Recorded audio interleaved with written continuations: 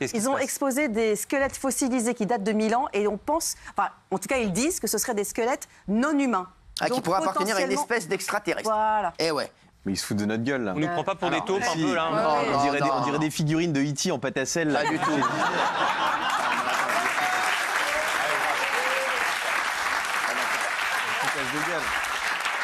Je ne suis pas d'accord. Gilles, dis-moi, moi je crois à ça. Évidemment. Donc Gilles, vas-y. On peut pas laisser dire ça. C'est le seul thème sur lequel tu as le droit de parler tant que tu veux. Alors, certes, le monsieur qui présente est un peu sulfureux. Ah oui, C'est qui Alors voilà, c'est un Mexicain spécialiste des extraterrestres et des ovnis. Je ne connais plus son nom, mais il s'appelle Jaime Maussan.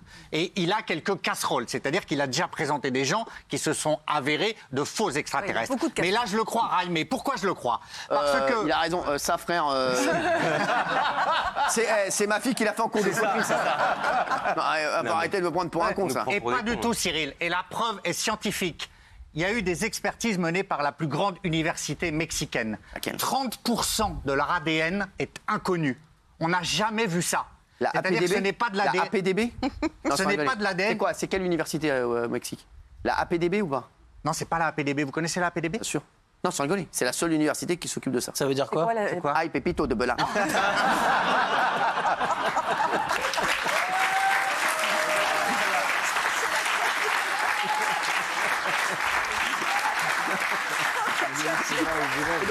Ils ont été retrouvés. On n'aurait pas trouvé.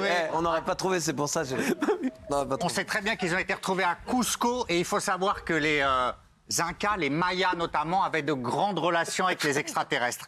Donc moi j'y crois. Et 30% de l'ADN inconnu, c'est du jamais vu, Cyril. Ah ouais. Ce n'est pas de l'ADN humain. Ouais. On ne peut pas savoir d'où ils viennent. La seule explication, c'est que ce sont des héritiers d'une race extraterrestre. Ils ont de l'oseille alors. Exactement. Ils sont tombés dans les algues, des mines d'algues. Ils ont été fossilisés. Excuse-moi, là, arrête. On peut arrêter la chaîne. Arrête-toi, ça c'est. va aller. Arrête, ça c'est une statuette de Koh-Lanta, arrête un peu. C'est un totem d'immunité, remettez-la moi là dans le tombeau là, non, ça arrête, sans déconner. Ça normalement là t'as Moundir qui arrive, qui fait j'ai le totem.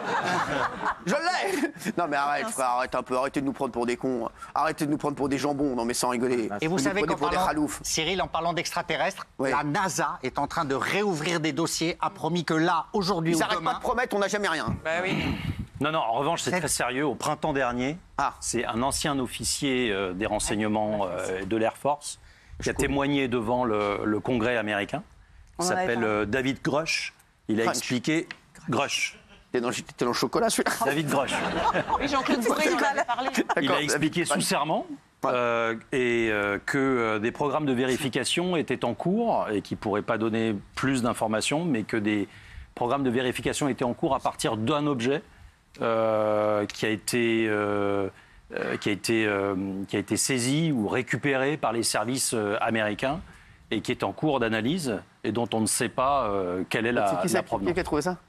David Grush. Non, c'est David Koch. Il s'appelle David Grush. Ouais, je crois qu'il travaille avec Il a Jérémy témoigné Galac. devant le Congrès en mai dernier. Non, c'est très sérieux. Très sérieux.